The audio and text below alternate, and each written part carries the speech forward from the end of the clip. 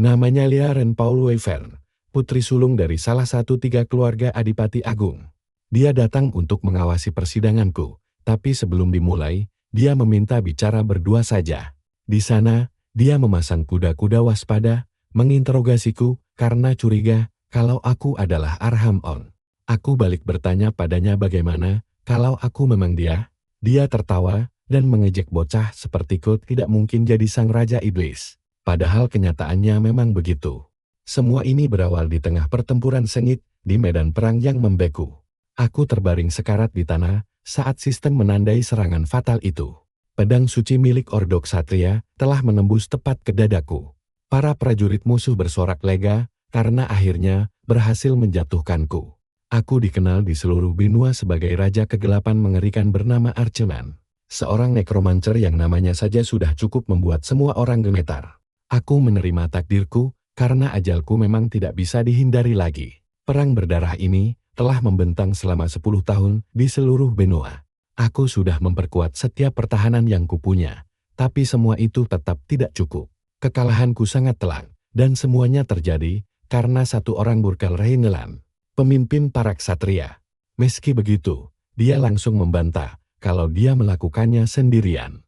Katanya, tak terhitung banyaknya nyawa yang tumbang hanya agar pedangnya bisa menjangkau tubuhku. Dia memintaku menyerahkan segalanya demi kedamaian benua, tapi aku menyuruhnya untuk diam.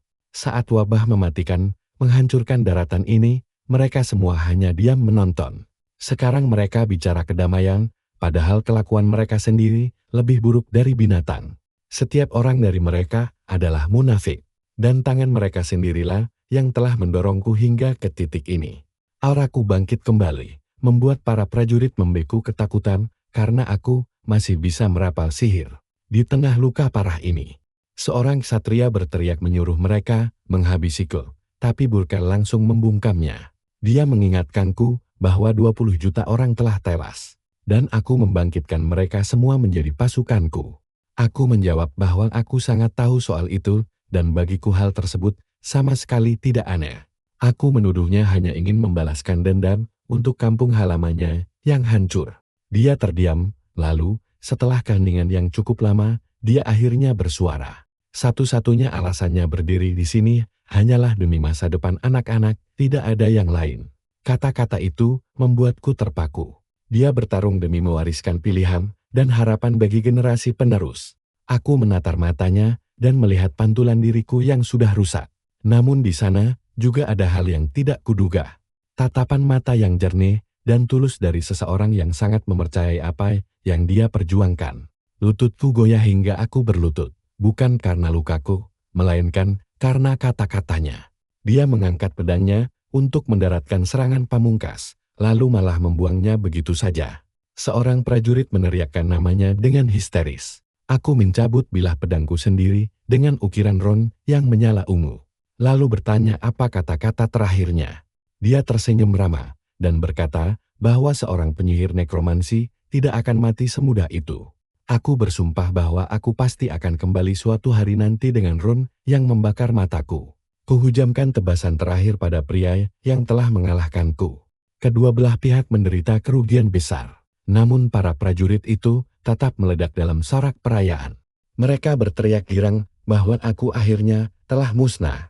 Saat gemuruh sorakan mereka terdengar, pandanganku perlahan mulai diselimuti kegelapan total. Perang benua yang berlangsung 10 tahun itu akhirnya selesai dan bersamanya tamat pula riwayat sang raja kegelapan. Namun di detik-detik terakhirku, kesadaranku melayang hanyut ke suatu tempat yang sangat asing. Di depan sebuah rumah mewah di malam yang hujan dan gelap. Dua pelayan terkejut melihat bibir tuan muda kecil mereka bergerak. Aku terlahir kembali sebagai seorang bayi. Benar-benar bingung dan tidak tahu apa yang sedang terjadi. Salah satu pelayan membungkuk di atas ranjang bayiku dan bertanya apakah tuan muda klaim tidur nyenyak. Pelayan itu mengangkat lukisan sang duces dan menyuruhku memanggilnya ibu. Mendesakku untuk segera mengucapkannya. Tubuhku terasa sangat kaku dan aneh. Para pelayan kegirangan mengira aku akan bisa bicara lebih cepat. Alih-alih bicara, aku membuka mata dan mulai memanggil para pelindung kegelapan. Kuperintahkan semua di sekitarku untuk patuh saat para pelayan itu mundur ketakutan. Petir menyambar seolah dunia langsung menjawab panggilanku. Lalu badai raksasa mengoyak langit tepat di atas mansion. 15 tahun berlalu, kini mansion itu tampak tenang disinari matahari. Beberapa pelayan memperhatikanku dari jauh, terpaku melihat sosok pemuda yang berdiri di halaman. Rambut putih, mata tajam, mereka menyebutnya sebuah mahakarya dan pemuda itu adalah aku, Archeman.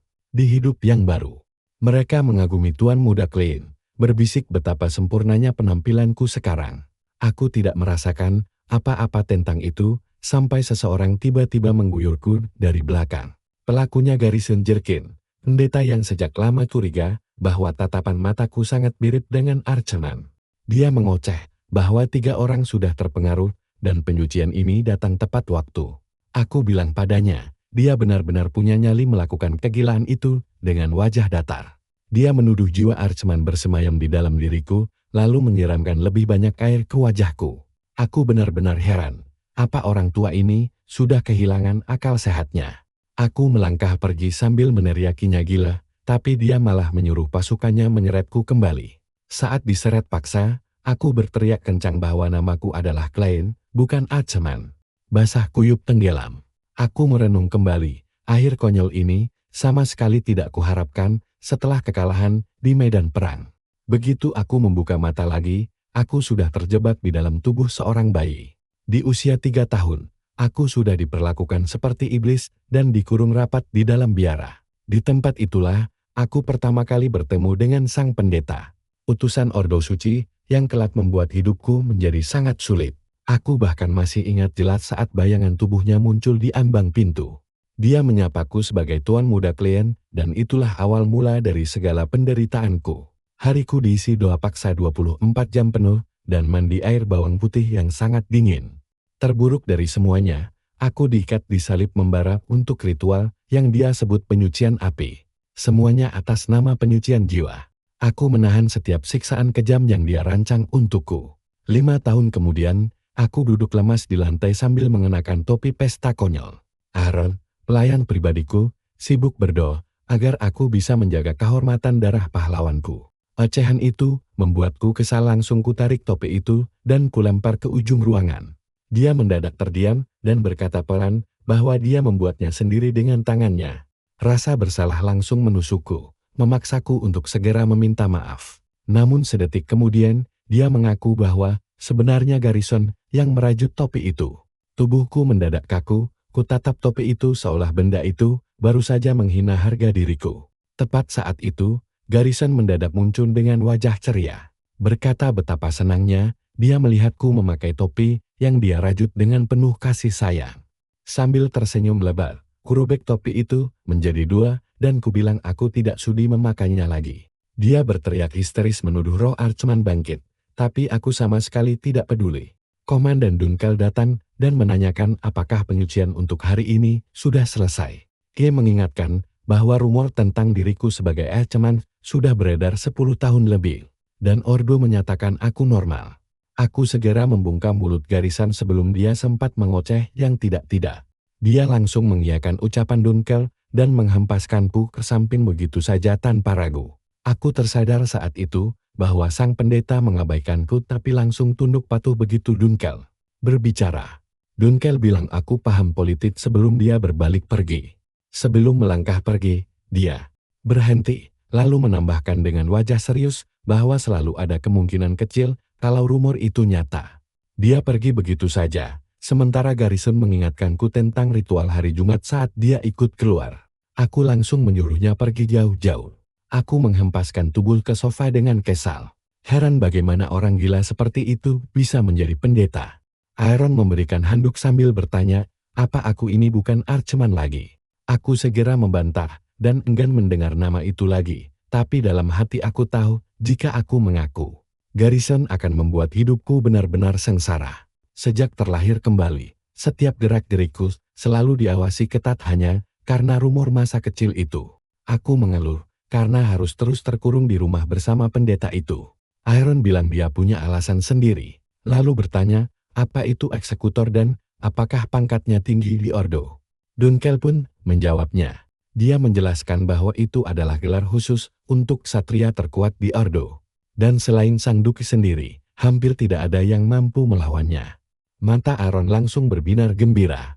Lalu aku mencengkeram jubah Duncan dan bertanya langsung siapa sebenarnya duke paling kuat di sepanjang sejarah keluarga kami. Dia bilang duke ketujuh sangat luar biasa, tapi aku langsung memotongnya karena tidak setuju. Ayahku, sang duke ketujuh memang hebat, tapi duke pertama berada di level yang sangat berbeda. Duncan langsung terdiam. Aaron menyadari aku sangat mengagumi duke pertama. Meski dia heran, karena aku tidak pernah menatap potretnya dengan kagum. Duncan menyahut bahwa sudah 200 tahun berlalu sejak keluarga ini didirikan. Aku menatap potret itu, meresapi kenyataan pahit ini 200 tahun. Aku masih belum bisa sepenuhnya menerima kenyataan bahwa aku, Archman sang Necromancer, telah terlahir kembali.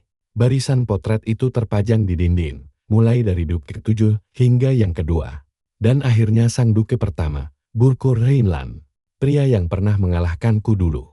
Aku malah terlahir kembali sebagai keturunannya. Kata-kata terakhirnya padaku kembali terngiang, bahwa dia bertarung hanya demi masa depan anak-anak. Aku tiba-tiba terbangun dengan tubuh gemetar dan napas terengah-engah di atas ranjang. Menyadari bahwa aku baru saja memimpikan kejadian itu lagi. Sambil menenangkan diri, aku bergumam betapa mengerikannya ingatan masa lalu itu. Aku kehilangan kendali, hampir menghancurkan seluruh benua, dan akhirnya dihentikan oleh Burko. Lalu 200 tahun berlalu, dan aku terbangun sebagai keturunan musuhku dengan semua ingatan yang masih utuh. Aku bahkan belum terbiasa dengan rambut putih ini. Ketika bayangan Garrison tiba-tiba muncul di pintu kamarku. Dia bilang dia mendengarku mengigau saat tidur, lalu bertanya padaku, sambil tersenyum licik, apakah aku sedang memimpikan masa-masa indah saat menjadi Necromancer yang ditakuti. Aku beralasan hanya kelelahan, tapi tiba-tiba Aaron merangkulku dari belakang dan berseru bahwa dia mendengar semuanya. Dia mulai menirukan gayaku yang mengigau ingin meratakan seluruh benua. Membuatku panik setengah mati. Kepala pelayan Berkman tiba-tiba datang dan mengumumkan bahwa pertunjukan anggar akan segera dimulai. Dengan ketenangan yang mengerikan, Garrison menyatakan bahwa sesi ritual penyucianku akan dilipat gandakan. Aku pun langsung membekap erat mulut Aaron sebelum dia membongkar rahasiaku lebih jauh.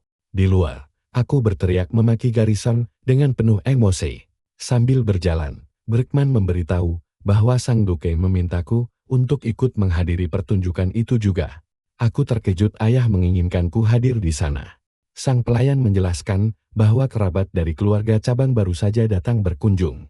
Itu menjelaskan semuanya. Mereka sudah berkumpul di arena saat aku tiba. Salah satu dari mereka langsung mengejekku. Memintaku tidak memanggil namanya langsung, melainkan harus menyebutnya sebagai Tuan Archman. Sepupu dari pihak ayah itu mengejekku tentang masa makul di biara. Kelompok yang makan dengan rakus di sudut sana adalah kerabat jauh dari cabang utara. Lebih jauh di depan, ada sepupu-sepupu dari cabang barat. Di antara mereka, berdiri seorang gadis pirang yang tampak begitu anggun dan tenang. Salah satu kerabat berteriak kasar padaku, menanyakan apakah aku tuli. Tapi aku mengabaikannya begitu saja. Dia terus mengoceh bahwa orang sepertiku sama sekali tidak punya tempat di keluarga Reinland. Mereka meredeng saat aku membalas perkataan mereka. Kukatakan dengan tenang bahwa aku tidak sudi mengingat nama mereka. Dan keluarga cabang mereka itu sudah lama merosot. Cara mereka menatapku, padahal aku adalah pewaris Salt, sudah menjelaskan segalanya. Lalu demonstrasi pun dimulai. Dua pria saling berhadapan di arena, dan salah satunya menyerang dengan brutal sambil meneriakkan nama Dylan. Petarung berambut ungu itu terkena pukulan di kepala, tapi tetap menuntut lawannya untuk bertarung dengan serius. Si rambut pirang, Dylan, hanya berkata bahwa pertandingan ini sudah selesai. Dalton menolak berhenti, dan aku hanya menontonnya diam-diam dengan penuh minat. Itulah Dylan Reinland, kakak tiriku, yang merupakan seorang jenius sejati. Bakat luar biasa miliknya lah, yang menjaga reputasi keluarga ksatria pedang ini tetap utuh. Mataku berubah ungu saat kemampuan penglihatan reinkarnasiku aktif, membuatku bisa melihat segalanya secara detail. Pergerakan kaki Dylan, hingga momen tepat saat dia menerjang. Ketika Dalton kembali menyerang dengan membabi buta, Dylan hanya menendang pedang kayu dari tangannya dan menyatakan pertandingan berakhir. dengan tenang berkata bahwa dia sudah memperingatkannya. Para penonton langsung mengenali teknik pedang itu. Aku mengusap mataku, itu adalah sebuah pesan peringatan bagi keluarga Cabang. Delan menyadari keberadaanku dan berteriak, menanyakan sudah berapa lama aku menonton di sana. Dia bilang dia akan bertarung lebih serius jika tahu aku ada di sini. Padahal dalam hati aku tahu dia sudah sempurna. Aku penasaran apa niat asli kerabat kami dan menduga ini semua tentang uang. Tepat saat ayahku muncul dan memuji Delan dengan hangat. Itulah Henkel Reinland, sang Duke ketujuh, sekaligus ayah kandungku. Aku mengawasinya dari kejauhan saat dia berkata pada Delan bahwa kakakku itu pasti telah berlatih sangat keras untuk mencapai tingkat ini. Bagi ayah, mungkin hanya Delan satu-satunya hal yang tersisa di keluarga ini yang bisa dia banggakan. Komandan itu memuji bakat Delan. Delan dengan rendah hati menjawab bahwa jalannya masih sangat panjang. Namun ayah memanggil namanya dan mengulangi kata-kata warisan Duke pertama tentang kewajiban seorang ksatria keluarga, lalu memintanya untuk terus menyimpan pesan itu di dalam hatinya. Delan mengucapkan terima kasih, lalu tiba-tiba ayah berbalik dan memanggil namaku. Tubuhku menegang saat melihatnya berjalan perlahan ke arahku. Dia mengulurkan tangannya, lalu meletakkannya di atas kepalaku. Dia menghela napas dan berkata bahwa dia tidak bisa merasakan sedikit pun energi mana dari tubuhku. Aku meminta maaf, menyadari bahwa di mata semua orang di sini, aku hanyalah beban tak berguna. Dunkel berusaha membelaku dengan mengingatkan bahwa aku menghabiskan masa pelatihanku di dalam sebuah biara. Bisik-bisik pun mulai terdengar. Putra kedua sama sekali tidak punya mana. Sangat berbeda jauh dari kakaknya. Kerabat kami mulai bergumam bahwa pewaris utama sangat tidak berguna. Dan sudah saatnya bagi keluarga Cabang untuk mengambil alih. Aku melangkah pergi, aku bisa menahan semua hinaan itu. Tapi tiba-tiba kata-kata terakhir Burkel kembali terngiang bahwa dia bertarung demi masa depan. Anak-anak. Aku mengepalkan tanganku erat-erat. Aku membatin bahwa keluarga ini sudah hancur. Dan aku menyesali setiap detik saat aku harus mempertaruhkan hidupku demi mereka. Saat seluruh keluarga mulai bubar, Dalton menghentikanku dengan salam perpisahan yang mengejek. Menanyakan, bagaimana mungkin seorang tuan muda tidak bisa menggunakan pedang sama sekali, lalu mencapku sebagai aib besar bagi keluarga. Aku ingatkan dia cuma keluarga Cabang. Dan ku bahas rumor tentangnya dengan seorang gadis. Dia membeku.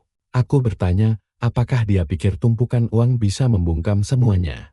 Dan dia pun langsung kalap menyerangku. Satu gerakan mudah, dia langsung tersungkur dan mengumpat dari tanah. Kemudian, dia mulai menghina ibuku. Aku pun berbalik perlahan dan menyuruhnya mengulangi ucapannya itu. Melihat tatapan mataku saja langsung membuatnya membeku total. Masalahnya sebenarnya bukan tentang ibuku, tapi tentang kesombongan busuk yang menjangkiti setiap kerabat Cabang mereka. Hingga mataku berubah menjadi ungu. Aku merenungkan bagaimana keluarga dari pria yang dulu mengalahkanku bisa merosot sampai sehinakan ini. Dunkel melangkah maju dan memperingatkan Dalton agar segera berhenti. Dia memperingatkan bahwa dirinya sama sekali tidak akan membiarkan segala bentuk penghinaan kepada sang pewaris. Dalton terus menggerutu sembari melangkah pergi. Menyuruhku bersyukur karena masih dilindungi oleh seorang pengawal pribadi. Dia terus meneriakiku penakut, lalu membentak Dunkel saat dia berjalan menjauh. Tangan Dunkel sudah bersiap di gagang pedang. Aku hanya berdiri diam di sana, sementara sebuah rencana mulai terbentuk. Aku berbalik lalu bertanya, apakah dia punya pedang cadangan, dan malamnya di tengah hutan. Dia menyerahkannya padaku. Dia heran kenapa aku membutuhkannya selarut ini. Tapi aku memilih diam saja. Sambil memegang kedua pedang, aku bertanya-tanya, apakah dulu Delan menggunakan teknik meteor? Persis seperti itu. Kukatakan pada Dunkel, kalau aku harus memeriksa sesuatu, lalu menyuruhnya pergi. Dia melangkah pergi dengan wajah cemas. Berpikir sangat mustahil untuk menggunakan teknik satria hebat itu tanpa adanya mana. Menurutnya, sekadar meniru gerakannya saja tidak akan pernah cukup. Tapi bayangan pertarungan itu masih terekam sangat jelas di kepalaku. Setiap detail langkah kaki Delan, arah tusukan, lengkungan pedang, hingga aliran mana yang mengalir di teknik itu. Mataku menyala ungu saat menyerap semuanya. Membuat Dunkel yang diam-diam berbalik langsung tertegun. Aura asing yang pekat menyelimuti seluruh tubuhku. Dia benar-benar tak mempercayai pandangannya. Begitu kuhantamkan serangan itu ke sebuah batu besar, ledakan energi ungu langsung menghancurkannya berkeping-keping. Mataku berkilat tajam saat mengeksekusi teknik itu secara presisi. Energi kegelapan melilit tubuhku hingga aku merasa seperti orang yang berbeda. Sementara Dunkel membeku melihat kehancuran itu. Dia bahkan kesulitan menyebut namaku. Sementara aku tersenyum dan penasaran, apakah aku bisa terus memakai kekuatan ini. Di sisi lain, Haran berdiri terkejut. Bahkan Garrison yang berada di sampingnya tampak kagum. Namun itu terjadi dalam ritual pemurnian lain, kali ini di dalam air. Dia memuji ketahananku yang melebihi 1 menit. Lalu menyarankan agar kami pindah ke akuarium raksasa. Aku muncul sambil terengah-engah dan mengeluh, karena ini berlangsung lebih lama dari biasanya. Dia tertawa lebar, mengaku merasakan hawa aneh. Aaron menyodorkan handuk padaku sebelum Dunkel melangkah maju, sambil membawa sebuah surat. Isinya undangan dari Dalton, dan aku langsung bertanya siapa orang itu. Dunkel mengingatkanku tentang kerabat yang waktu itu bertarung melawan Lan. Begitu teringat pada si bodoh itu, aku merasa sangat aneh karena dia mendadak ingin berdamai. Ku terima surat itu dengan penuh curiga, rupanya undangan berburu, dan aku langsung paham niat busuknya. Itu cuma trik murahan agar aku keluar dari kediaman. Lalu Dunkel bertanya, apakah aku akan pergi? Jawabku tak ada alasan untuk menolak. Lagi pula aku punya sebuah rencana lain. Aku memegang satu kartu as yang sangat berharga. Sembari mengingat kembali seluruh gerakan pedang hebat milik Delan. Pada saat itulah, aku akhirnya paham apa kegunaan dari kekuatan baruku ini. Aku bisa meniru teknik apapun hanya sekali lihat. Garrison menawarkan diri untuk ikut. Aku bertanya apa yang sedang dia rencanakan.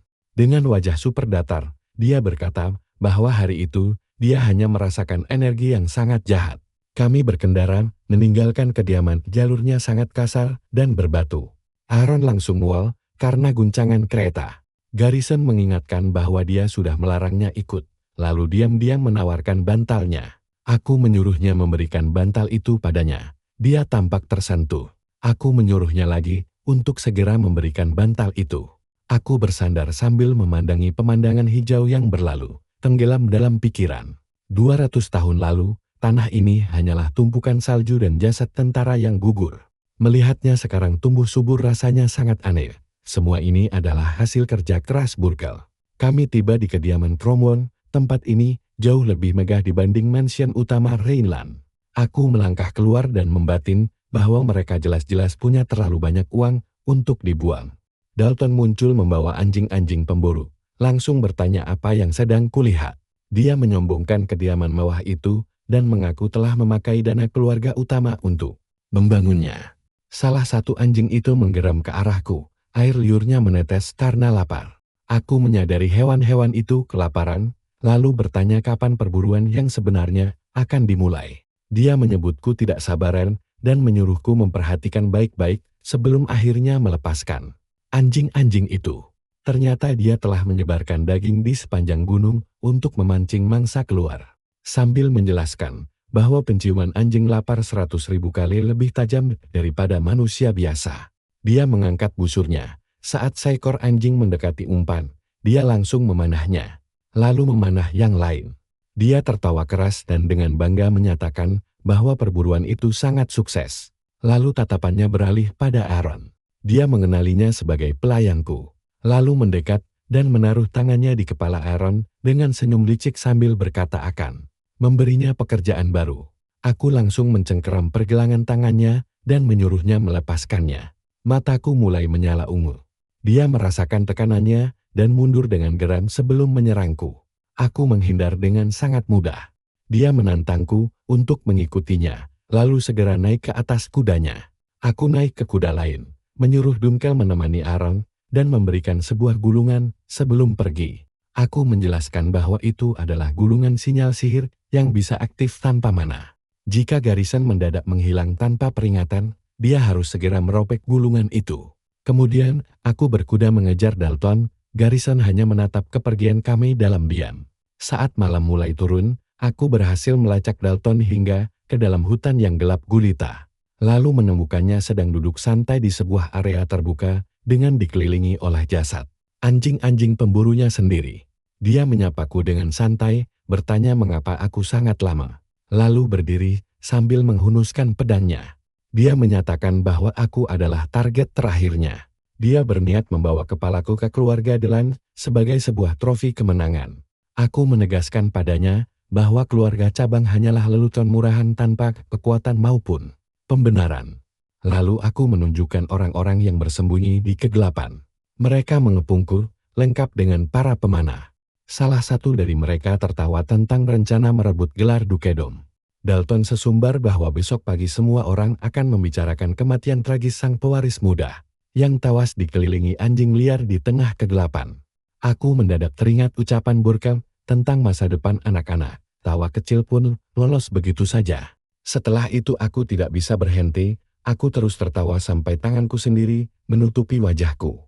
Dalton dengan bingung bertanya, apakah aku akhirnya sudah benar-benar gila? Aku berhenti tertawa, menatapnya. Lalu menyebutnya, nyalah bocah ingusan sok berani yang telah melewati batas.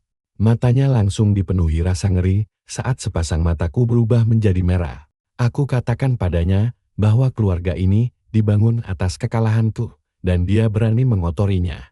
Energi biru mulai berputar hebat di sekitarku.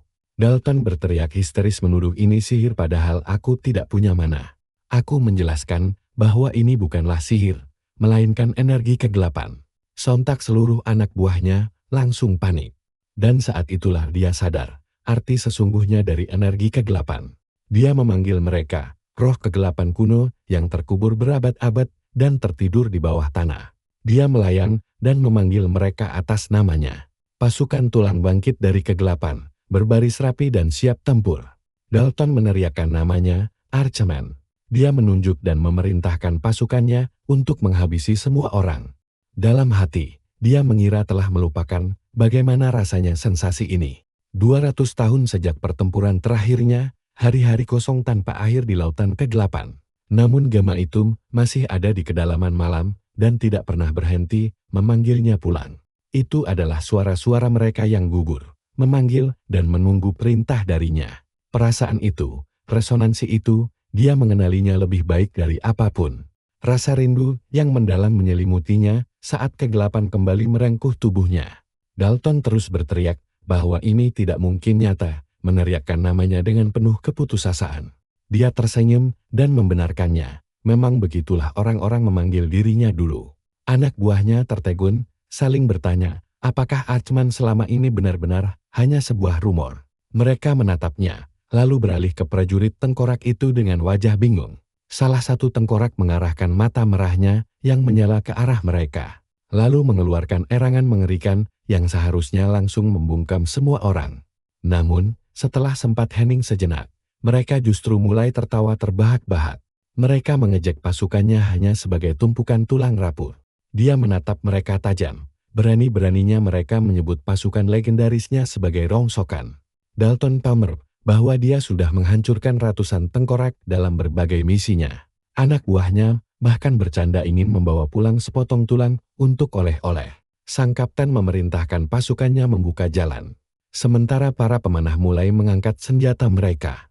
Hujan anak panas melesat cepat membelah udara ke arahnya. Serangan itu datang begitu cepat. Dalton tersenyum puas dan bergumam bahwa dia pasti sudah jadi bantalan jarum. Lalu senyum itu langsung lenyap. Semua anak panah tertahan kokoh oleh tameng prajuritnya, yang langsung merapat melindunginya tanpa mengeluarkan suara sedikit pun. Anak buahnya tidak paham, padahal tameng-tameng itu tidak ada di sana sebelumnya. Dia menatap pasukannya dan berpikir bahwa 200 tahun adalah waktu yang sangat lama. Tak ada lagi yang ingat kemampuan mengerikan dari pasukan tempurnya. Dia memperingatkan bahwa mereka bisa sombong hanya karena mengira ini adalah tengkorak biasa yang lemah. Tentu saja salah. Dalton terbungkam. Orang-orang ini berani menghina masa depan yang dilindungi berkel dengan taruhan nyawanya. Dia mengepalkan tangan lalu memerintahkan penyerangan brutal. Pasukan tengkorak itu langsung bergerak melampaui batas kecepatan normal. Pria itu berteriak shock, heran sejak kapan makhluk tulang bisa berlari secepat itu. Mereka melompat menerkam musuh. Dalton berteriak agar anak buahnya jangan panik, karena mereka hanyalah tumpukan tulang rapuh. Lalu salah satu anak buahnya terkena tebasan telak dan langsung tewas tanpa sempat bersuara. Dalam sekejap, monster mayat hidup mendominasi pertempuran. Teriakan histeris terdengar di mana-mana. Dalton mengumpat kasar karena tidak sanggup mencernanya. Dia memerintahkan pasukannya untuk tetap bertahan. Dia memberikan perintah baru. Tengkorak bersenjata panah otomatis mendadak muncul di atas pepohonan. Para tentara mendongak. Lebih banyak lagi prajurit mayat hidup yang siap menembak. Seseorang berteriak menyuruh Lai. Dia memerintahkan untuk menembak, dan hujan kematian pun kembali turun. Serangan kali ini jauh lebih cepat. Para tentara bayaran terkepung dan tumbang satu persatu. Bayangan mereka bertumbangan di kegelapan. Satu monster menyerang Dalton sementara yang lain tewas tergeletak di dekatnya. Dalton berteriak menyuruh anak buahnya membuang senjata jarak jauh dan bertarung jarak dekat. Tak ada yang peduli. Seekor tengkorak langsung mencengkeram tubuhnya dari belakang. Dia menepisnya dengan kasar, memaki monster itu, lalu menancapkan pedangnya tepat ke dalam tengkoraknya. Dia tertawa dan mengejek bahwa mengincar kepala saja sudah cukup. Lalu kerangka tanpa kepala itu menendangnya hingga terpental. Dia tampak sangat bingung. Kepalanya sudah terpenggal bersih. Aku tersenyum lebar sambil mengingatkannya bahwa pasukanku tidak sama seperti monster biasa. Kerangka itu dengan tenang membungkuk, memungut kepalanya sendiri, lalu memasangnya kembali. Anak buahnya langsung terdiam seketika. Kujelaskan bahwa roh yang terikat energi kegelapan tidak akan hancur semudah itu. Salah satu prajuritnya mulai gemetar ketakutan. Berteriak menanyakan makhluk, apa sebenarnya mereka ini? Aku membatin bahwa 11 prajurit adalah batas kemampuanku saat ini, karena tubuh bocah ini. Sambil melemparkan senyuman dingin, aku bertanya, apakah mereka masih ingin terus bertarung? Mereka gemetar hebat menyaksikan pemandangan mengerikan di tengah hutan itu. Jauh di mansion, Garrison duduk di tepi air mancur menceritakan masa laluku di biara pada Aaron. Dia tampak gembira, tertawa mendengar setiap detailnya. Garrison mengamatinya dengan tenang dan menyadari gadis itu sangat menyukaiku. Dia membenarkannya dengan antusias, lalu menyebutkan semua hal yang dia kagumi dariku. Saat dia menceritakan betapa baiknya diriku, di sini aku justru menyuruh musuh agar berhenti berteriak. Saat dia membicarakan betapa lembutnya hatiku, salah satu kerangkaku sedang menebas lawan tanpa ragu sedikit pun. Saat dia berkata aku adalah orang paling hangat di dunia sambil menikmati camilannya dengan tenang.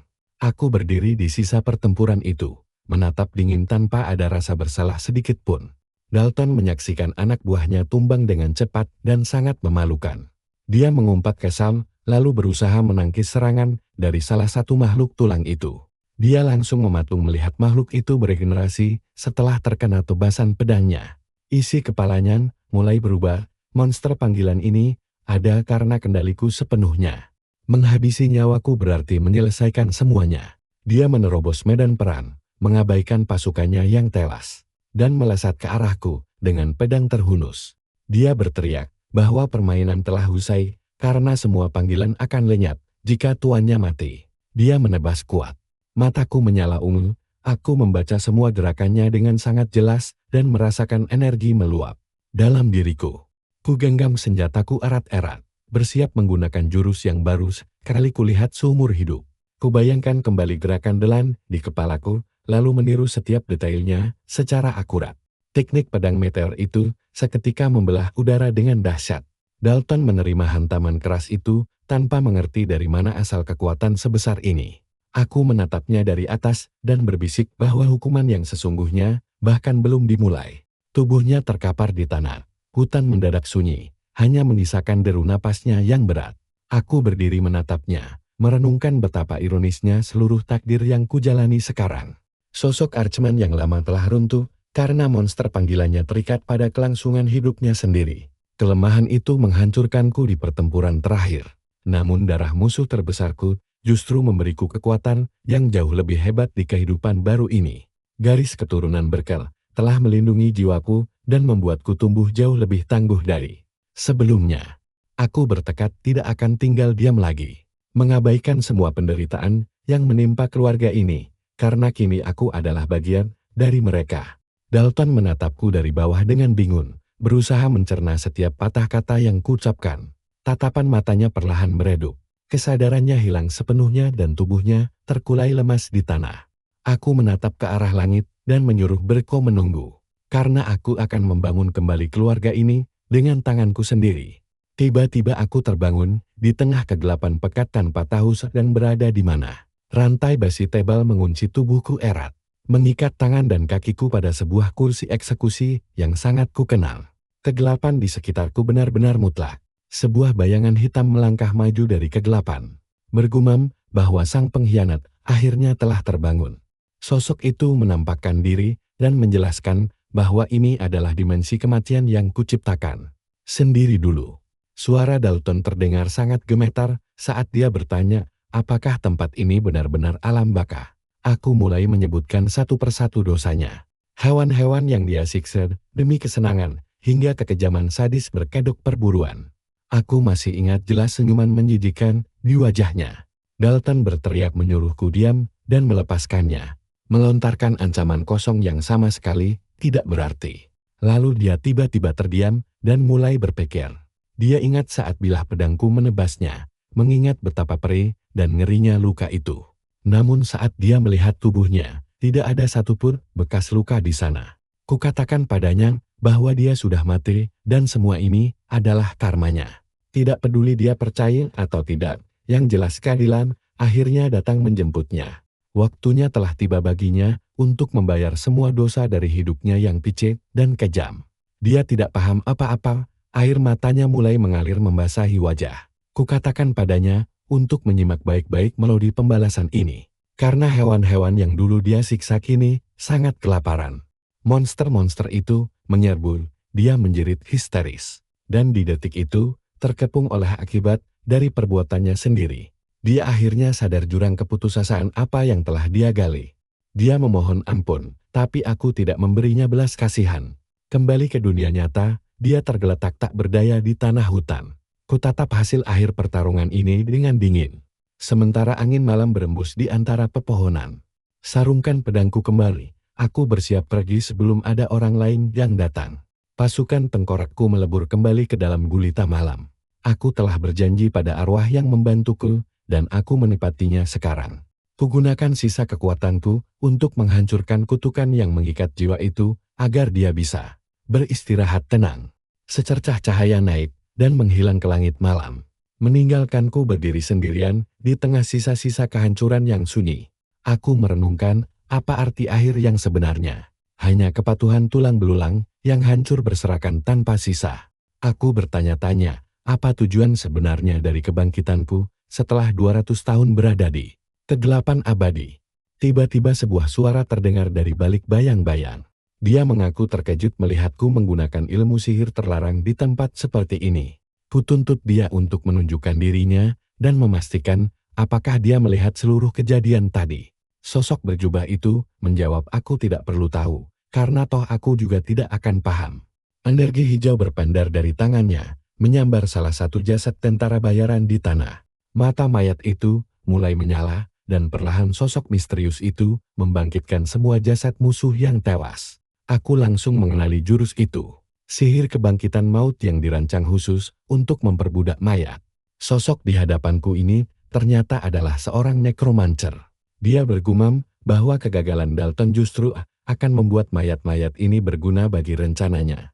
Gelak tawanya menggema di sepanjang gunung dalam dinginnya angin malam.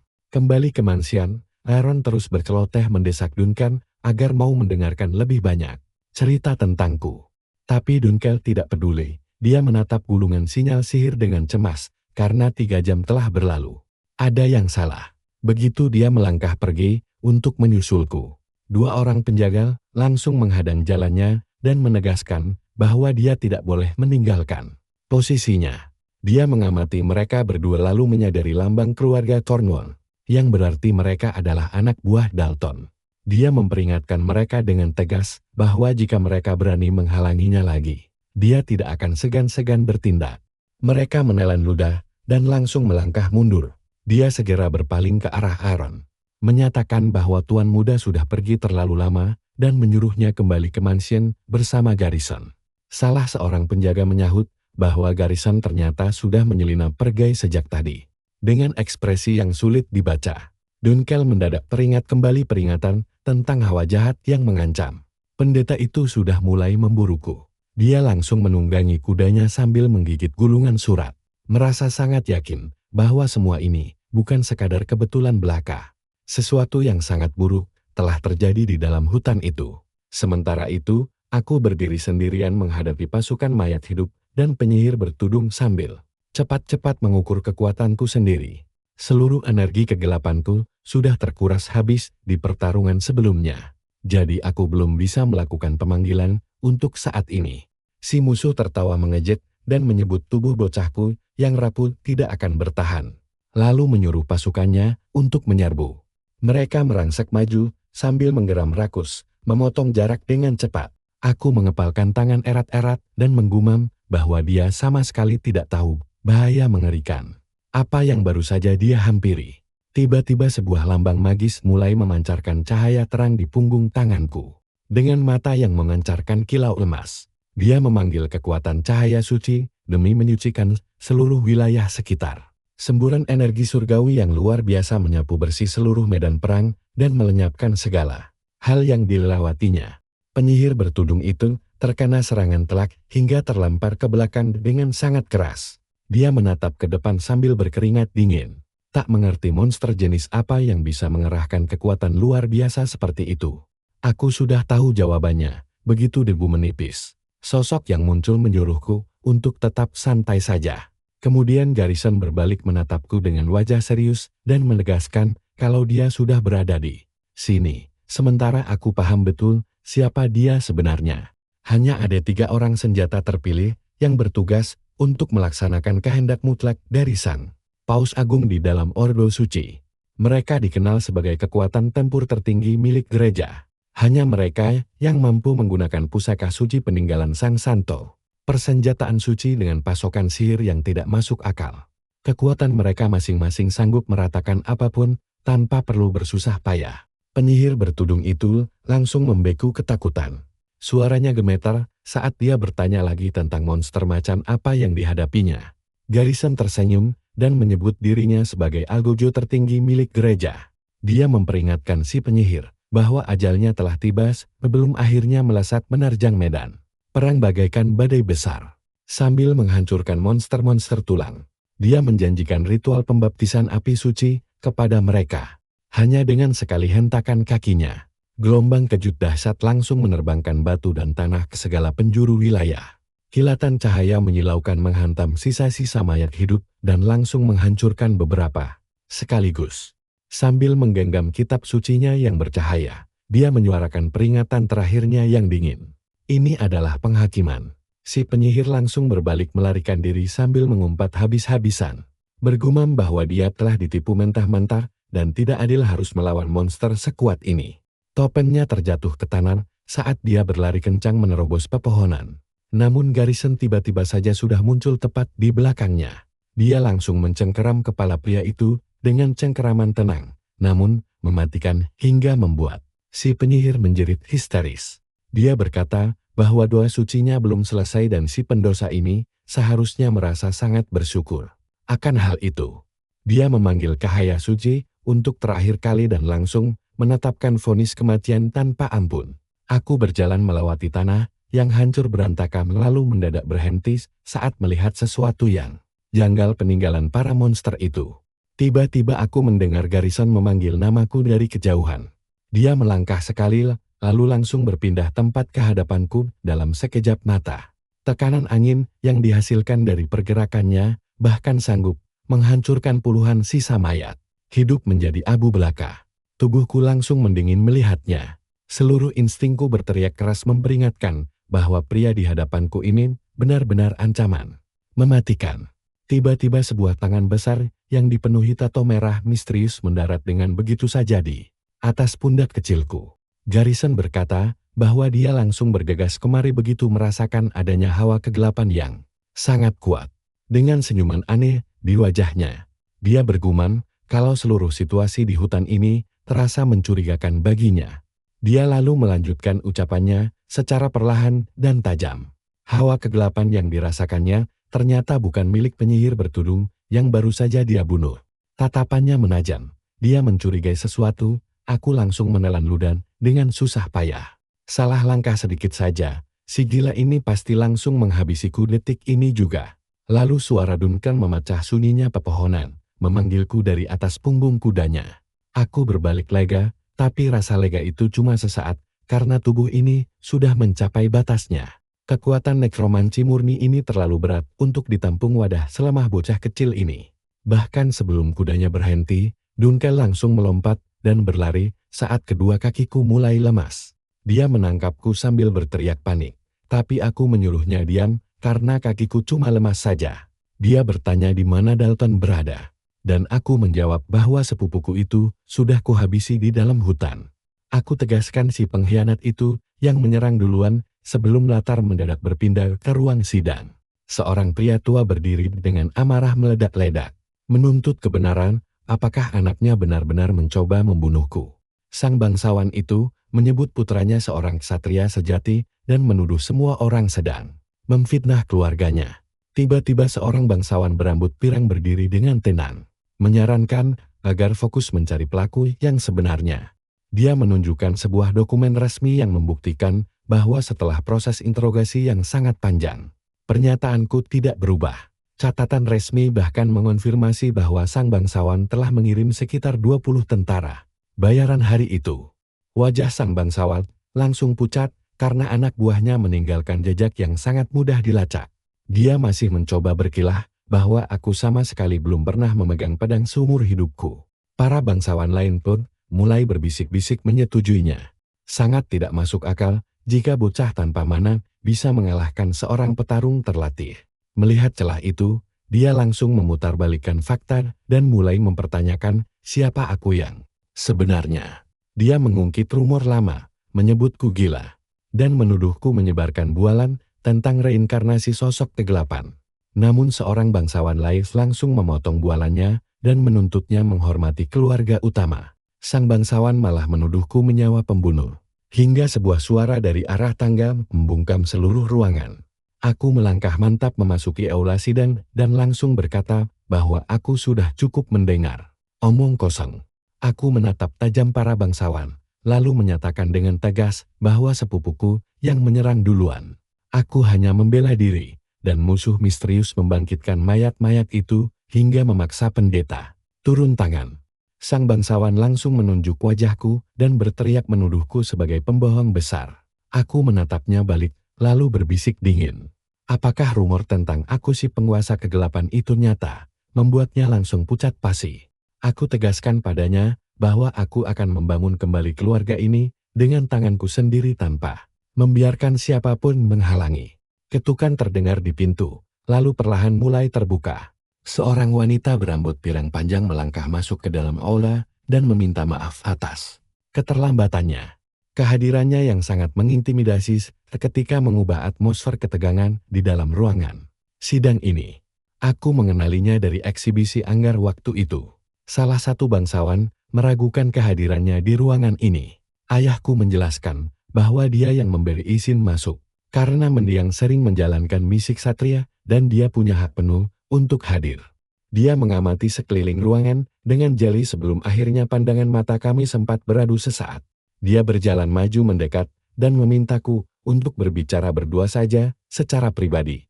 Semua orang terkejut, tapi ayah mengizinkannya dan meminta kami untuk tidak membuang waktu.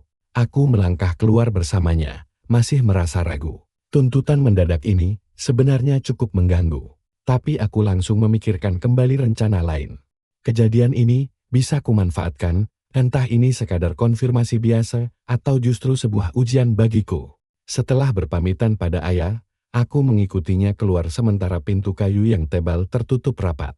Aku berjanji akan mengubah setiap ksatria di ordo itu menjadi sekutu yang berguna. Langkahnya terhenti di koridor, mengetukkan kakinya ke lantai, lalu berbalik menatapku dalam keheningan yang dingin. Dia memintaku mendekat dengan suara lirik dan raut wajah yang sama sekali tidak bisa kutebak. Dialah Lia Renvalwevern, putri sulung dari salah satu dari 3 keluarga Adipati Agung. Seorang master tombak tangguh dengan reputasi legendaris yang tidak perlu diragukan lagi. Dia pernah menghadapi monster yang sanggup menghancurkan ksatria terbaik sekalipun. Saat penaklukan besar di wilayah barat, dia membantai monster tingkat tinggi sendirian tanpa bantuan. Menyelamatkan warga sipil tak berdosa dan keluar dari sana dengan kepala tegak. Dia adalah legenda hidup di ordonya. Lalu dia bertanya, apa aku mau ikut dengannya? Aku bilang aku ikut, tapi dia malah menyuruhku agar tidak sok akrab dengannya. Kami bukan berasal dari keluarga yang sama. Hubungan kami cuma sepupu jauh lewat pernikahan, dan dia anak dari istri pertama yang sah. Kami tidak sedara. Dia mengaku memanggilku hanya karena rasa penasaran pribadinya yang mendalam. Belum sempat aku menjawab.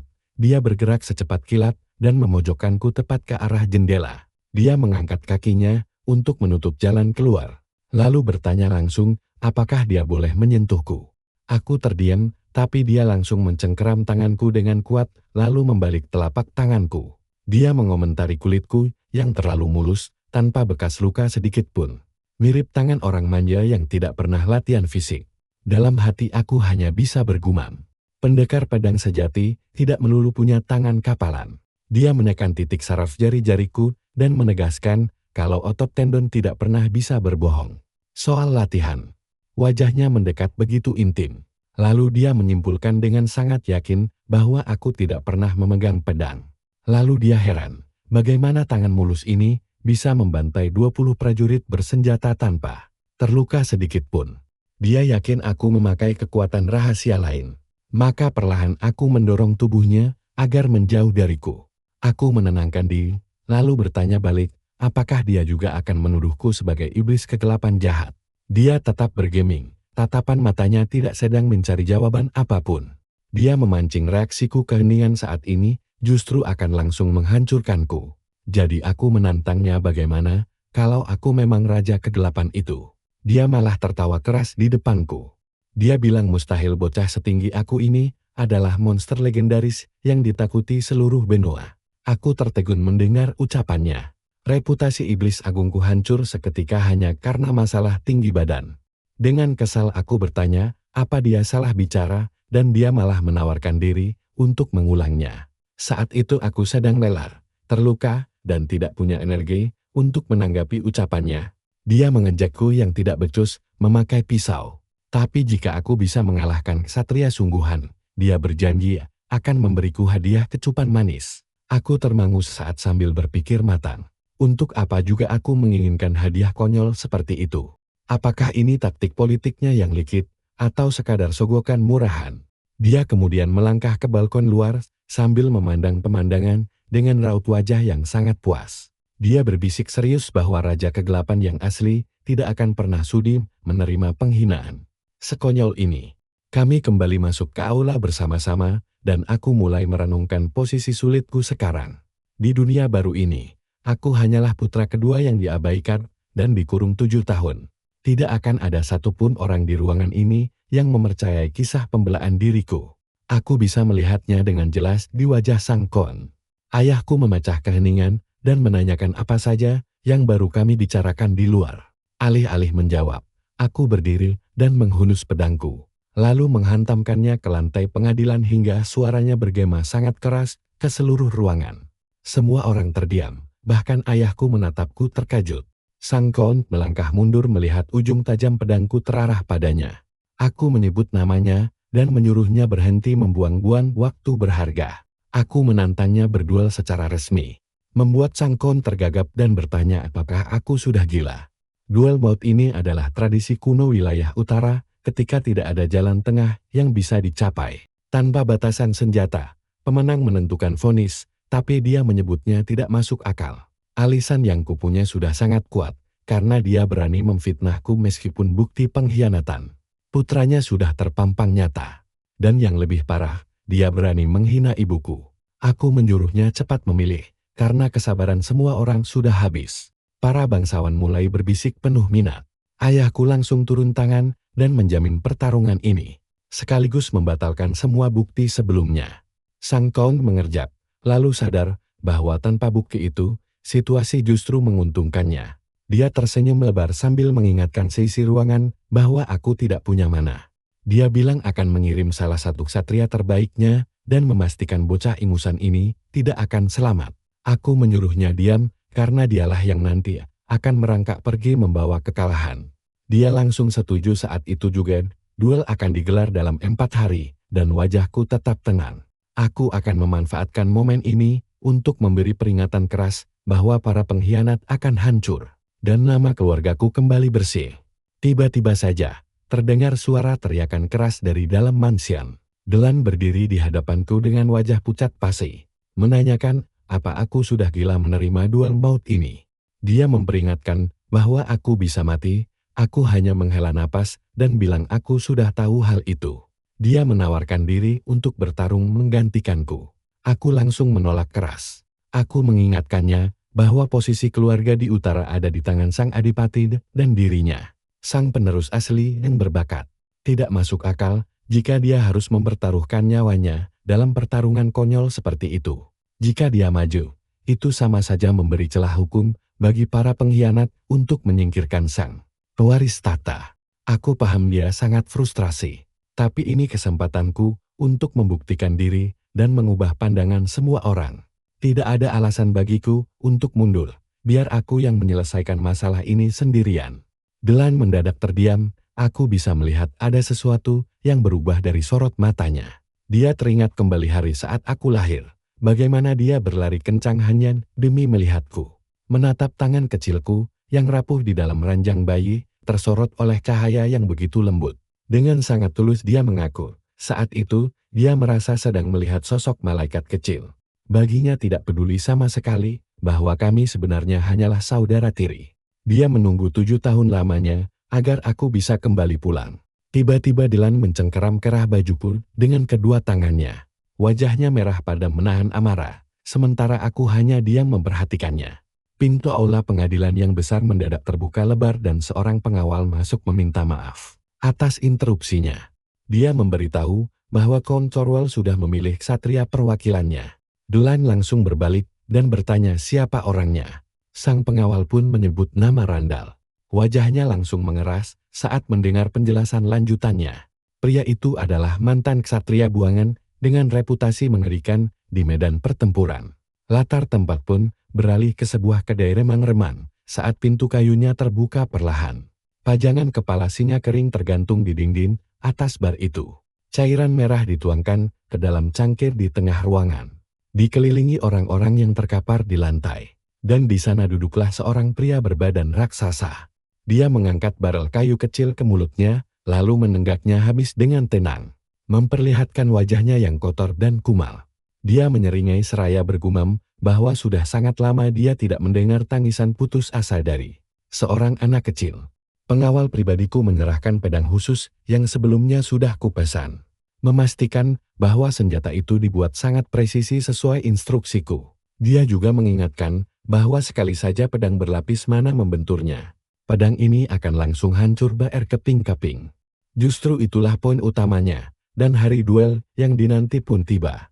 Orang-orang terkejut melihatku benar-benar berani datang. Bahkan pria berambut ungu itu tertawa meremehkan. Ksatria ayahku berbisik bahwa tuan muda tidak punya mana sama sekali, dan harusnya Delan yang maju bertarung. Aku pun berdiri tegak di tengah arena luas ini sambil menyapu pandangan mencari musuhku. Tiba-tiba aku merasakan sebuah tangan di pundakku. Pria itu bertanya, apa aku benar-benar si tuan muda Klein?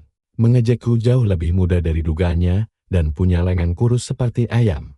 Aku langsung melepaskan diri dari cengkeramannya. Kerumunan mulai berbisik, mengira aku ketakutan dan gemetar. Si rambut ungu itu bertanya pada ayahku apakah duelnya bahkan sudah dimulai. Raksasa itu menatapku remeh, lalu menyebutku ketakutan. Padahal sama sekali tidak, itu cuma refleks tubuh. Refleks yang sama persis seperti saat sang pendeta mendadak mencengkeramku tanpa peringatan. Di atas tribun penonton, seorang gadis berambut kuning mengawasi dengan tajam. Orang di sebelahnya memperingatkan bahwa Nyonya Helen akan sangat marah jika tahu dia ada di sini. Dia bilang dia tidak peduli. Dia datang untuk membuktikan sendiri apakah aku benar-benar bisa melakukan apa yang diceritakan Leah. Semua ini terasa sangat memalukan bagiku. Belum sempat aku bicara, si raksasa sudah mengejakku lagi. Aku langsung membalas dengan bertanya, apakah otaknya sudah digantikan oleh otot? Sampai-sampai pihak kekaisaran membuangnya tanpa ragu. Sindiran itu telah, ekspresinya langsung berubah. dan dia melayangkan sebuah tinju. Aku mencengkeram bagian depan jaketku, lalu menyentakkannya lepas tepat sebelum pukulan itu mendarat. Tinjunya hanya menghantam udara kosong dan selembar kain mahal. Penonton berteriak histeris mengira aku lenyap begitu saja, padahal aku hanya melangkah maju. Konfrontasi langsung bukanlah pilihan cerdas. Aku tidak boleh meremehkan pertarungan ini. Delany mengawasi dari kursinya, sementara orang-orang di sekitar memuji caraku menghindar. Meski bingung, bagaimana aku bisa menang dengan cara itu. Yang lain menimpali bahwa satu hantaman telak saja cukup untuk meremukkan seluruh tulangku. Kakakku langsung teringat kata-kataku sebelumnya, bahwa masa depan keluarga besar kami sedang dipertaruhkan. Jadi dia tidak boleh bertindak sesuka hati. Tapi kali ini, situasinya berbeda. Si raksasa mulai merangsak maju dengan pedangnya. Aku menghindar lalu mencabut pedangku sendiri, langsung mengincar lehernya. Dia berhasil menangkap pergelangan tanganku, lalu melempar tubuhku ke lantai. Aku menancapkan bilah pedangku ke tanah untuk menahan laju tubuh sebelum terseret terlalu jauh. Dia sudah bergerak menyerang lagi, aku nyaris tidak sempat menahan tebasan berikutnya. Dia berteriak aku tidak bisa menang hanya dengan berlari. Menantangku menggunakan kekuatan nekromansi. Lalu bertanya, apa aku ingin dipanggil Archon yang agung? Seketika dia menyadari ekspresi wajahku telah berubah, aku menyeringai tipis, dan nadaku berganti. Aku bergumam pada diri sendiri, bertanya, apakah sebaiknya aku bunuh saja dia? Keringat dingin langsung membasahi wajahnya, dia refleks melangkah mundur tanpa sadar. Penonton mulai bertanya-tanya heran, ada apa dengan Randall sebenarnya? Dia pun memikirkan hal yang sama. Sesuatu yang mengerikan baru saja terpancar dari tubuhku. Sesuatu yang tak bisa dia jelaskan. Bahkan ayahku sendiri tampak kebingungan. Aku menyuruh Randall tenang saja karena aku takkan memakai nekromansi. Bagaimanapun, aku seorang Rhineland. Disinilah tempat yang tepat untuk membuktikan kemampuanku dengan pedang. Jadi hanya itu yang akan kugunakan. Atmosfer penonton pun mendadak bergeser. Orang-orang yang beberapa saat lalu mencemoohku kini mulai mengawasi jalannya pertarungan dengan ketertarikan yang sangat nyata. Wajah pria berambut ungu itu langsung menggelap. Randall mematung sejenak, lalu meyakinkan dirinya bahwa semua ketakutan tadi cuma kebetulan semata. Kemampuannya berada di tingkat yang jauh berbeda, sedangkan aku tak punya mana. Padahal ilmu pedang kekaisaran berpusat pada mana. Itu mempertajam pernapasan, memperkuat otot, dan mempercepat aliran darah. Dalam sekejap mata, dia langsung memangkas jarak di antara kami. Aku menghindar, tapi dia menyerang lagi. Namun aku bisa membaca setiap serangan, seluruh jalur pedangnya, hingga tiap garis pergerakannya. Dia semakin frustrasi dalam setiap bentrokan. Berteriak menyuruhku mati sambil mengayunkan senjata sekuat tenaga. Debu tebal mengepul di seluruh arena, begitu menghilang. Dia hanya berdiri sendirian. Dia sama sekali tidak mengerti bagaimana aku bisa membaca seluruh jalur pedangnya sejak awal. Tiba-tiba aku muncul tepat di belakangnya dan berbisik santai bahwa tubuh sebesar itu menyisakan celah yang sangat lebar. Aku langsung melancarkan tebasan pedang meteor andalanku dan berhasil menyabet pinggangnya dengan sangat telak. Hening seketika mata ayahku terbelalak lebar, darah segar menetes. Randall tidak mengerti bagaimana orang tanpa mana bisa melakukan serangan sehebat itu. Penjaga wanita itu tampak sangat terkejut sampai-sampai dia langsung bertanya kepada orang di sekitarnya apakah mereka melihat aksi barusan. Wajahnya berseri-seri, sepupuku tampaknya sudah jatuh hati padaku lalu adegan langsung beralih. Sebelum duel dimulai, ayahku terlihat sedang berbicara serius dengan pengawal pribadiku. Dia berkata jika pengawal itu sampai berani ikut campur, martabat keluarga kami akan hancur lebur. Lawannya ksatria kekaisaran, jadi secara logika tidak ada jalan bagi kami untuk menang. Pengawal itu lantas bertanya, mengapa ayah mengizinkan duel konyol ini terjadi sejak awal? Ayah menjawab bahwa dia tidak bisa menghentikan seseorang yang maju demi membela kehormatannya sendiri. Seseorang yang difitnah dan dikurung sementara, dia hanya diam tanpa melakukan apapun. Dia merasa tak berhak melarangku, tapi dia meminta pengawal agar tidak khawatir. Dia tahu aku tidak akan memulai pertarungan yang tidak bisa ku menangkan. Kembali ke masa kini, pengawal itu akhirnya tersadar. Ilmu pedang utara milik keluarga Rhineland ditempa di padang beku tempat mana dilarang keras untuk terbuang sia-sia. Teknik ini memangkas konsumsi mana hingga ke batas paling minimum. Sementara ilmu pedang kekaisaran justru sebaliknya, menumbangkan lawan lewat satu pelepasan mana dalam jumlah besar sekaligus. Gaya Rheinland menjawabnya dengan ketenangan. Mengincar celah fatal menggunakan energi sesedikit mungkin. Menghasilkan efisiensi maksimal dari tenaga minimal. Inilah bentuk pedang mutakhir bagi seseorang yang tidak memiliki mana cadangan untuk digunakan. Aku tersenyum tipis pada Randall, mengatakan bahwa begitulah cara orang tanpa mana sepertiku tetap bisa memakai teknik warisan keluarga kami. Cara ini bahkan sudah lebih dari cukup untuk menghadapi pecundang sepertinya. Dia langsung meledak marah. Otot tubuhnya mendadak membesar, membuat seluruh penonton di sekitar arena langsung mengenali teknik tersebut. Teknik rahasia berupa ledakan mana yang dirancang untuk langsung mengunci pergerakan lawan dalam sekejap. Sambil memaki kasar dia menerjang maju dan berteriak akan menang. Sementara saudaraku berteriak menyuruhku untuk waspada. Aku mengangkat pedangku untuk menahan serangannya. Sambil mengingat kembali nasihat penting dari pengawal pribadiku. Saat pedang berlapis mana miliknya menyentuh pedangku, senjataku pasti hancur dan benar saja. Si raksasa langsung tersenyum puas. Saat bilah pedangku patah, aku melangkah ke kiri dan berbisik bahwa senjata untuk memburunya telah siap. Dia mendongak dan melihat sesuatu yang sama sekali di luar dugaannya. Detik berikutnya, lengannya telah lenyap dan jatuh ke lantai bersama pedangnya. Ayahku langsung menghentikan duel, ruangan kembali senyap. Pengawal pribadiku terpaku mencoba mencerna apa yang baru saja terjadi. Ilmu pedang Rheinland memang bisa digunakan dengan mana minimal. Tapi hanya oleh ksatria yang sangat berpengalaman. Sedangkan aku baru saja mengeksekusi gerakan kaki dan tebasan pedang dengan sangat mulus. Aku sengaja membiarkan pedangku hancur agar bisa mendekat ke jarak sedekat mungkin untuk menebasnya. Dari sudut pandang manapun, ini benar-benar kemenangan yang sangat mutlak. Randall kini mengerang kesakitan di atas lantai arena sambil terus memegangi pangkal lengannya yang buntung dan menangis layaknya anak kecil. Tim medis bergegas datang. Aku mendekat dan bertanya, apakah lengannya masih bisa disambung kembali. Mereka menjawab tidak bisa, sihir dasar tidak akan sanggup melakukannya. Dia membutuhkan semacam lengan buatan. Aku membatin bahwa bahkan setelah 200 tahun lamanya, perkembangan sihir penyembuhan di dunia ini hampir tidak mengalami kemajuan.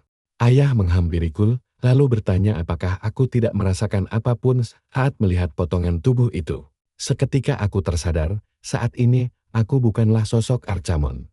Aku pun mulai berpikir apakah sebaiknya aku berpura-pura merasa ketakutan sekarang. Lalu pria berambut ungu itu meledak, menuntut jawaban seberapa besar kerugian yang harus dia tanggung malam itu. Ayahku menoleh padanya dan menegaskan kesepakatan sudah bulat. Akui kesalahan dan penuhi semua tuntutan sang pemenang. Pria itu sempat melawan, lalu mendadak membeku, tangannya langsung mencengkeram lehernya sendiri. Dia langsung berlutut bahkan sebelum sempat memahami apa yang sedang terjadi. Aku menyebut namanya. Dia sama sekali tidak paham apa yang baru saja terjadi. Yang dia tahu hanyalah rasa perih luar biasa seolah lehernya baru saja digorok paksa. Aku berjalan menghampirinya, memerintahkannya untuk segera mengakui segala dosa di depan sang penguasa utara bersujud memohon ampunan, atau jiwanya akan terus tersiksa selamanya. Hanya dia yang bisa merasakan beban mengerikan dari kekuatan yang sedang kukerahkan. Mata dan mulutnya bergerak sendiri di luar kendali. Dia bersujud layaknya budak, lalu membongkar semuanya. Mengaku bahwa dia dan putranya telah berkomplot jahat untuk menghabisi nyawaku. Rahasianya adalah suara orang mati, teknik perusak jiwa yang hanya dikuasai oleh penyihir hitam. Satu teknik kuno yang menanamkan ketakutan mutlak pada makhluk hidup. Menerima serangan ini secara langsung dari jarak dekat sudah lebih dari cukup untuk menghancurkan kewarasan seseorang. Kepala keluarga lainnya hanya bisa menonton dengan wajah pucat saat melihat salah satu pilar utama. Mereka hancur seketika. Aku mengangkat pedangku, lalu mengintimidasi seluruh ruangan. Menyatakan diriku sebagai sang penantang sekaligus pemenang mutlak dari duel maut ini. Putra dari Grand Duchess Claire of the Dalaches, anak kandung ksatria terkuat utara. Haingul Rheinland. Akulah Klein Rheinland. Sementara itu, situasi beralih ke gereja suci. Seorang ksatria suci berjalan menyusuri lorong menuju pendeta yang sedang husyuk berdoa di depan patung misterius. Dia memanggil Kardinal Mirok, Sang kardinal pun menyahut pelan. Menyadari nada bicara sang ksatria yang begitu tegang, dia langsung bertanya ada masalah apa. Ksatria itu menegaskan bahwa dia harus memverifikasi laporan tentang serangan penyihir hitam. Namun, kardinal itu membalas kalau masalah itu tidak perlu dikhawatirkan. Semua itu rupanya bagian dari rencana rahasia bersama kekaisaran. Karena keberadaan nekromancer selalu menyebarkan ketakutan hebat. Dan orang-orang yang didera ketakutan itu pasti akan berlari memohon perlindungan Tuhan mereka. Pada akhirnya, manusia akan berbondong-bondong memuja Ordo Suci. Hanya dengan mengorbankan segelintir nyawa, mereka bisa membangkitkan kembali Ordo dan memperluas pengaruhnya ke seluruh penjuru benua. Tiba-tiba, sang ksatria suci langsung mencengkeram erat tenggorokan sang kardinal. Dia geram melihat para pelayan kuil suci telah tenggelam dalam permainan politik kotor dan bersekutu dengan para sesat. Kardinal itu meronta kesakitan, menanyakan aksinya sembari mulai mengemis memohon belas kasihan. Jawaban yang dia dapat hanyalah cipratan darah segar di patung suci. Kepalanya hancur diremuk dengan tangan kosong. Tiba-tiba terdengar suara dari arah pintu, menanyakan apakah dia sudah merasa baikan. Menyindir bahwa tabiatnya tidak pernah berubah. Garisan firman ksatria yang telah membantai lebih banyak pendeta dibanding kebanyakan nekromancer. Suara itu mendesaknya untuk segera menentukan pilihan. Di kubu mana sebenarnya dia berdiri selama ini? Sosok misterius itu ternyata adalah sang uskup agung Ordo Suci, Paliminal. Garrison langsung bertanya, apakah kematian kardinal tadi merupakan bagian dari rencananya?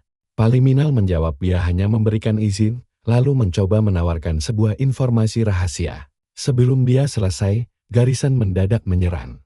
Paliminal menghilang dan mendadak muncul di belakangnya. Bergumam bahwa sihir hitam selalu meninggalkan jejak. Dia menunjukkan kalung salib berisi sisa jejak milik nekromancer yang telah dihabisi Garrison di hutan. Salah satu energinya adalah seni pengembalian jiwa teknik maut untuk membangkitkan mayat. Sesuatu yang tengah aktif diteliti pihak kekaisaran. Namun jejak lainnya terasa sangat berbeda teknik kuno yang menyerupai wujud murni nekromansi awal. Metode yang memanipulasi jiwa alih-alih raga kasar, ketertarikan Garrison pun seketika terusik. Paliminal membisikkan bahwa ada 2 penyihir di lokasi kejadian. Memintanya untuk mendengarkan penjelasannya baik-baik. Target pengawasan barunya ternyata adalah putra kedua dari keluarga Rhineland. Padahal, identitas aslinya yang sebenarnya adalah seorang nekromancer. Garrison langsung terdiam.